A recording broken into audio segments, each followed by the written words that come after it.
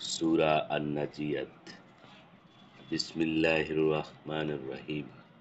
শপথ সেই ফেরেশতাগণের যারা ডুব দিয়ে আত্মা উৎপাটন করেন।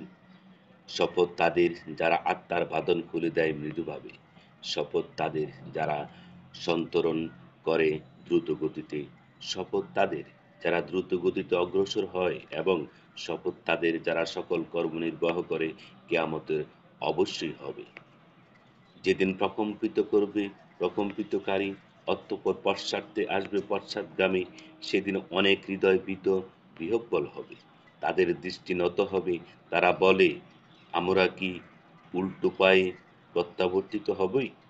গলিত অস্থি হয়ে যাওয়ার পরও? তবে তো এই প্রত্যাবর্তন সর্বনাশ হবে। অতএব এটা তো কেবল এক মহানাদ। তখনই তারা ময়দানে আবির্ভূত হবে। মুসার বৃত্তান্ত আপনার কাছে পৌঁছেছে কি? যখন তার পালনকর্তা তাকে পবিত্র তুয়া উপত্যকায় আহ্বান করেছিলেন, ফেরাউনের কাছে যাও, নিশ্চয় সে সীমা লঙ্ঘন করেছে। অতঃপর বলো, তোমার পবিত্র হওয়ার আগ্রহ আছে কি? আমি তোমাকে তোমার পালনকর্তার দিকে পথ দেখাবো, যাতে তুমি তাকে ভয় করো। অতঃপর সে তাকে মহা নিদর্শন দেখালো, কিন্তু সে মিথ্যারোপ করল এবং অমান্য করল। অতঃপর সে প্রতিকারের চেষ্টায় প্রস্থান করল। সে সকলকে সমবেত করল এবং সজোরে আহ্বান করল এবং বলল, আমি তোমাদের সেরা পালনকর্তা। অতঃপর আল্লাহ তাকে পরকালের ও ইহকালের শাস্তি দিলেন।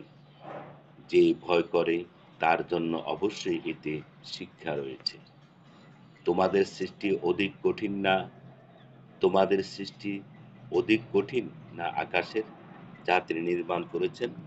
তিনি একে উচ্চ করেছেন ও সুবিন্যস্ত করেছেন। তিনি এর রাত্রি কি করেছেন অন্ধকারাচ্ছন্ন এবং এর সূর্যালোক প্রকাশ করেছেন।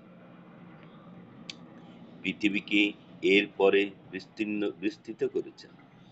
তিনি এর মধ্য থেকে এর পানি ও ঘাম নির্গত করেছেন।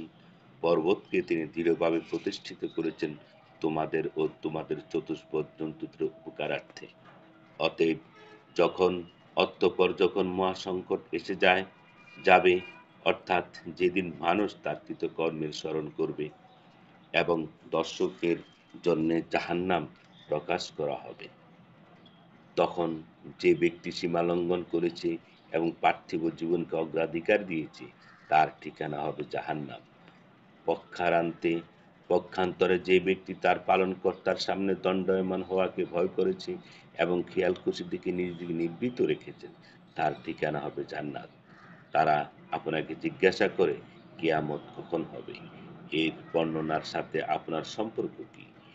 এর চরম জ্ঞান আপনার পালনকর্তার কাছে।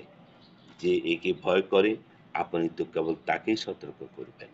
যেদিন তারা একে দেখবে, সেদিন মনে হবে যেন তারা দুনিয়াতে মাত্র এক সন্ধ্যা অথবা এক সকাল অবস্থান করেছে।